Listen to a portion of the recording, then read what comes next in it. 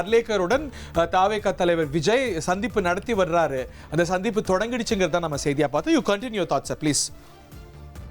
அது செகண்ட். இது தேர்ட் வந்து பாத்தீங்கன்னாக்கா உங்களுக்கு வந்து post poll alliance with majority. Fourth option வந்து ஈவன் தான் உங்களுக்கு மெஜாரிட்டி இல்லைன்னாலும் மைனாரிட்டியா இருந்தீங்கன்னா கூட அவுட் சைட் சப்போர்ட். இதுதான் வந்து பாத்தீங்கன்னா கன்வென்ஷனலா sequence pattern of sequence based on which. திருப்பியும் சொல்லுங்க, மறுக்கா சொல்லுங்க, முதல்ல சொல்லுங்க. ப்ரீ போல் அலையன்ஸ் அதுக்கு மெஜாரிட்டி இருக்கும்போது அது தட் டேக்ஸ் ப்ரீசிடென்ஸ். ஃபர்ஸ்ட் வந்து correct pre poll parties with majority. Second வந்து பாத்தீங்கன்னா single largest party with support letter. Okay. Third வந்து post poll alliance with majority. Fourth வந்து though they are a minority party but having an outside support. Okay. இப்போ TVK falls in which category right now? இப்போ வந்து பாத்தீங்கன்னா அவங்க second கேட்டகரியில கால் பண்ணிருப்பாங்க single largest பார்ட்டிங்கிறனால. With support லெட்டருங்கும் போது ஒரு இப்ப காங்கிரஸும் கொடுத்ததோட வந்து 113 வருது. இப்ப வந்து இப்ப நம்ம சிமுலேட் பண்ணுவோமே. இப்ப திரு விஜய் ஆளுநரும் சந்திச்சிட்டு இருக்காங்க. இப்ப விஜய் இந்த கடிதத்தை கொடுப்பார். அப்ப ஆளுநர் கேட்க மாட்டாரா, சரிங்க இப்ப காங்கிரஸோட 5 வருது 118 வரலையே அப்படின்னு அவர் கேட்க மாட்டாரா? அதுக்கு விஜய் என்ன பதில் சொல்லக்கூடும்? ஹவு வுட் தட் கான்வர்சேஷன் கோ? இப்ப இந்த கான்வர்சேஷன் ஆக்சுவலா இன் ரியல் டைம் நடந்துட்டு இருக்கு. ஆளுநர் என்ன கேட்பார், விஜய் என்ன சொல்வார்? இல்ல விஜய் வந்து ஆப்வியஸ்லி சொல்லுவாங்க, இல்ல நிறைய பார்ட்டிஸ் ஆர் பைப்லைன். இப்ப கூட மீடியால எல்லாம் பாத்தீங்க, இப்ப அதிமுகவும் எந்த அளவுக்கு வந்து they are interested to come and support டிவிகேங்கிறத பார்த்தோம். இது வந்து ஆளுநர் கவர்னர்ஸ் ஆபீஸ்ல இருக்கவங்களும் பாத்துக்கிட்டு தான் இருப்பாங்க இந்த இதெல்லாம். சோ அப்ப they know what is happening outside. இப்ப விஜய் அவங்க அசம்ஷனுக்கு வர முடியாது இல்லையா? டிவில வருது இல்ல பேப்பர்ல வருத வச்சு ஒரு கன்க்ளூஷனுக்கோ இல்ல ஒரு கான்கிரீட்டா ஒரு கான்ஸ்டிடியூஷனல் ஆக்ட் எடுக்க முடியாது இல்லையா? சோ இப்ப ஆளுநர் என்ன கேட்பார்? இல்ல ஆளுநர் வந்து பாத்தீங்கன்னாக்கா உங்களுக்கு இப்போ ஃப்ளோர் டெஸ்ட் வச்சா உங்களால பாஸ் பண்ண முடியுமா அப்படின்னு கேட்பாரு. அப்ப ஃபோர் டெஸ்ட் வரும்போது பாத்தீங்கன்னா 118 மேண்டேட்டரியா இருக்கணுங்கிற அவசியமும் கிடையாது. காரணம் என்னன்னு கேட்டீங்கன்னாக்கா நமக்கு வந்து அன்னைக்கு டேட்டா அந்த டே ஆஃப் ஓட்டிங்ல எத்தனை எம்எல்ஏஸ் பிரசன்ட்டோ அது டிவைடட் பை 2+1 அவ்வளவுதான். அப்ப இவங்களுக்கு இருக்கக்கூடிய 108 வச்சு நீங்க கால்குலேட் பண்ணீங்கன்னா கூட அன்னைக்கு ஒரு 20 MLAs if they are abstaining from ஓட்டிங்னா அவங்களுடைய 108ல இருந்தே அவங்க they can prove their majority. Floor டெஸ்ட்ல சில பேர் வாக்கு வெளிநடப்பு செஞ்சுறாங்க, சில பேர் பிரசன்ட் இல்லைன்னா அதுல மெஜாரிட்டி நான் புரிஞ்சுக்கிறேன். ஃப்ளோர் டெஸ்ட்ல சர்வைவ் ஆயிடும். ஆனா நாளைக்கு ஒரு பில் வரும்போதோ சபாநாயகர் தேர்விலையோ மத்தவங்க மாத்தி ஓட்டு போடும்போது அது அரசு கவிழத்துக்கான சூழல் உருவாகும் இல்லையா? சோ அந்த ரிஸ்க் எடுக்க முடியாது இல்லையா? இல்ல நீங்க பில் பாஸ் பண்றதுக்கு அசம்பிளியை பொறுத்த வரைக்கும் simple majority is sufficient. 2/3 majority இருக்கணுங்கிற அவசியம் கிடையாது. Unless and otherwise anything suppose ஒரு கான்ஸ்டிடியூஷனல் அமெண்ட்மெண்ட் வருது, அது வந்து it is affecting the interest of state. அப்ப வந்து ஒரு ஸ்டேட்ஸ் எல்லாம் வந்து பாத்தீங்கன்னா அதை வந்து கன்கரன்ஸ் கொடுக்கணும் போது then that 2/3 will be applicable. Otherwise ஒரு லா கொண்டு வராங்க which is governing only the Tamil Nadu ஸ்டேட்டுங்கும் போது சிம்பிள் மெஜாரிட்டி இஸ் சஃபிஷியன்ட். அதுல ஒன்னும் சேலஞ்ச் இருக்காது.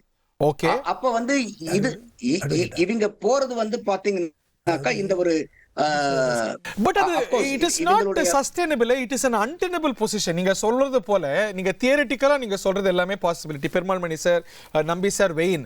பட் இது வந்து நித்திய கண்டம் பூர்ணாயுசு அப்படிங்கிற ஒரு சூழல் தான். இப்போ எப்படியும் திரு விஜய் அவர்கள் கூட ஒரு சேஃப்டி நெட்டை வச்சுக்கணும்னு நினைப்பார். ஒரு 118 தாண்டிய நம்பரை பெறணும் அப்படிங்கிறதுக்கான முயற்சி தானே இந்த ஃப்ளோர் டெஸ்ட்டுக்கு முன்னாடியோ இல்ல in matter of days and time அவங்க நிறுவ முயற்சி செய்வாங்க. அந்த ரிஸ்கை எடுக்க யாரும் விரும்ப மாட்டாங்கல்ல. இஃப் யூ வேர் தேம் நீங்க அதுதானே செய்வீங்க நந்தகுமார் சார்? இல்ல உங்களுக்கு அன்சர்டனிட்டிங்கிறது வந்து it will prolong till 5 years because you don't have a on your own you don't have the majority. அப்ப வந்து பாத்தீங்கன்னா இது வந்து ஒரு 20 சீட்ல வராங்களா? இப்ப what is the guarantee that Congress will not withdraw its support in future? அது சரி. நீங்க ரொம்ப முக்கியமான பாயிண்ட் ரேஸ் பண்ணிருக்கீங்க. ஐ அம் புட்டிங் இட் டு டிபேட். நம்பி சார் அவர் சொல்ற பாயிண்ட் என்னன்னா, எந்த ஃபார்முலேஷன்ல நம்பர் வந்தாலும் 118 வந்தாலும் 150 வந்தாலும் தாவேகா கிட்ட அந்த நம்பர் இல்ல. அவங்கள்ட்ட இருக்கிறது 107 108 தான். சோ எப்படி எந்த சப்போர்ட் வந்தாலும் 5 வருஷமா அன்சர்டனிட்டி தான். நித்திய கண்டம் பூர்ணாயுஸ் தாங்கற. ஏத்துக்கிறீங்களா? கண்டிப்பா. ஒரு ஸ்டேபிள் கவர்மெண்டா இருப்பதுல ஒரு பெரிய சவால் லெஜிஸ்லேட்டிவ் அஜெண்டாவை கொண்டு போறதுல சட்டசபையை நடத்துறதுல எப்படி வந்தாலுமே சவால் அப்படின்னு நீங்க ஏத்துப்பீங்களா? சவால் தான். அதே நேரத்துல இன்னொரு ஒரே ஒரு பாயிண்ட். ஷோர் மெஜாரிட்டி மெம்பர்ஸ் ஒரே ஒரு பாயிண்ட் இன்னைக்கு வந்து கண்டினியூ ஆகிறதுக்கு வாய்ப்பு. Okay. Yes Nandakumar sir, go ஹெட். எனக்கு ஒரே ஒரு பாயிண்ட். இன்னைக்கு வந்து விஜய் அவர்கள at least at this point of time வந்து விஜய் அவர்கள் ஆட்சி அமைக்கணுங்கிறது தான் எல்லா கட்சியினுடைய பிரதான நோக்கமாவும் இருக்கும். ரீசன் என்னன்னு கேட்டீங்கன்னா, இன்னைக்கு இருக்கக்கூடிய சூழ்நிலையில சப்போஸ் விஜய் அவர்கள் வந்து நம்பிக்கை வாக்கெடுப்புல வந்து தோற்கடிக்கப்பட்டார் அப்படின்னாக்கா, it leads to another election. இப்போ இன்னொரு எலெக்ஷனுக்கு போய் நின்னாருன்னா Vijay will sweep Tamil Nadu. But again sir, இன்னைக்கு அவங்க எல்லாம் அந்த காஷன் தான் கடைபிடிப்பாங்க, நான் மறுக்கிறது இல்ல. பட் அதை கிராண்டடுக்கு எடுத்துக்க முடியாது இல்ல. உதாரணத்துக்கு இந்த இதெல்லாம் நம்ம தியரட்டிக்கல் பாசிபிலிட்டியா பார்க்கணும். இன்னைக்கு ஒன்றும் பண்ண மாட்டாங்க, ஏன்னா மக்கள் பெருசா பேசியிருக்கிறாங்க, ஸோ அதை மதிப்பாங்க. ஒரு வருஷம் கழிச்சு திமுகவோ அதிமுகவோ இவரை கழுக்கிறதுக்கு கூட்டணி வைக்க மாட்டாங்கிறதுக்கு என்ன உத்தரவாதம்? அந்த வாய்ப்பு இருக்கு இல்லையா? அதை நம்ம மறுத்திட முடியாது இல்லையா? பெருமாள்மணி sir, vein DMK AIADMK numbers சேர்த்தா மெஜாரிட்டி வருதா? ரெண்டு அணிகளை சேர்த்தா அப்படி போவே மாட்டாங்க. But that is a theoretical possibility இல்லையா? நம்ம எப்ப நினைச்சோம் திமுகவும் அதிமுகவும் ஒண்ணா எதிர்கட்சி வரிசையில உட்காருவாங்கன்னு?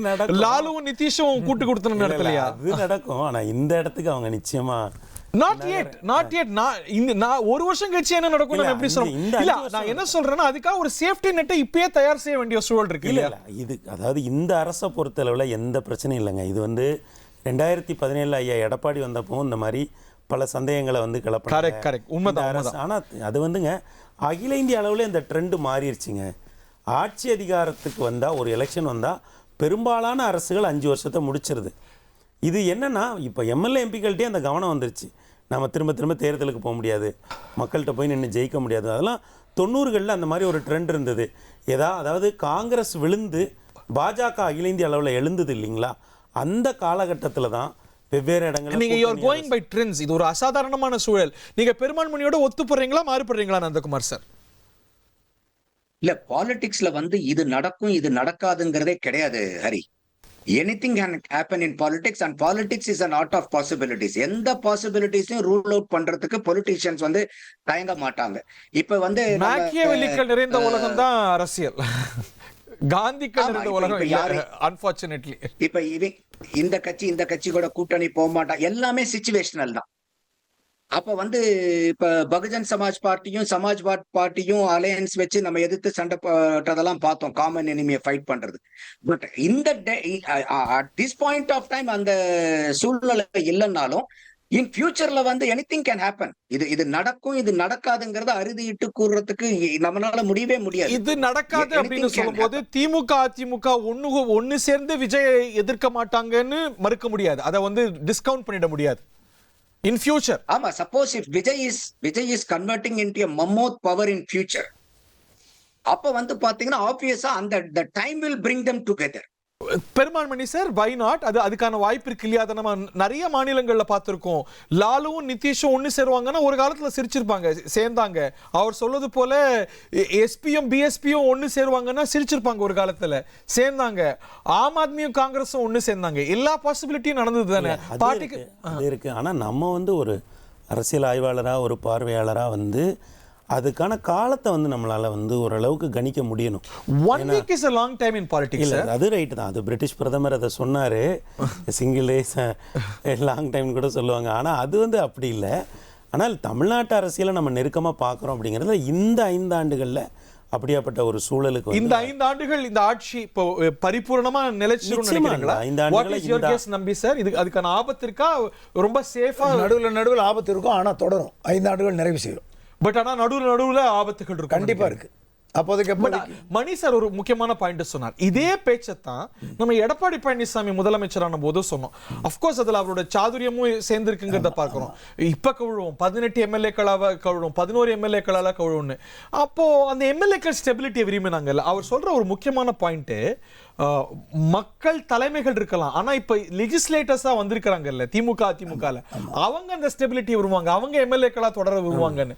அந்த நாற்காலி பச வந்து ஆட்சியை காப்பாத்திருங்கிறார். Nandakumar sir, do you disagree? Sorry, I couldn't get your question, Hari. இல்ல இப்ப பெருமாள் மணி சார் என்ன சொல்றாரு, இப்படிப்பட்ட பேச்சு தான் திரு எடப்பாடி பழனிசாமியோட ஆட்சியிலயும் இருந்தது. ஏதோ போயிடும் 18 எம்எல்ஏவால போயிடும், 11 எம்எல்ஏவால போயிடும், 18 31 ஆச்சு அப்படின்னு. ஆனா அவர் சொல்றதுல ஒரு ரியல் பாலிட்டிக் கால்குலேஷன் என்னன்னா, அங்க இருக்கிற எம்எல்ஏக்கள் அவங்க எம்எல்ஏக்களா தொடர விரும்பினாங்க. ஏன்னா திருப்பியும் எலெக்ஷன் வரும்போது அவங்க வரலாம், வராம இருக்கலாம். சோ அந்த எம்எல்ஏக்களுடைய அதிகார விருப்பம் இந்த சட்டமன்றத்தை 5 வருஷம் நீடிக்க வச்சது. சோ அது போல இன்னைக்கு நித்திய கண்டம் இருக்கலாம், ஆனா பூர்ண ஆயுசும் கிடைச்சிடும் அப்படிங்கிறார். அதுவே ராகுல் வராரு. அதுல எனக்கு மாற்று கருத்துல இன்னைக்கு பிரதானமா இருக்கக்கூடிய அரசியல் கட்சிகளினுடைய சிந்தனை என்னவா இருக்கும்னா, they will allow Vijay to rule and make him unpopular over a period of time. Okay,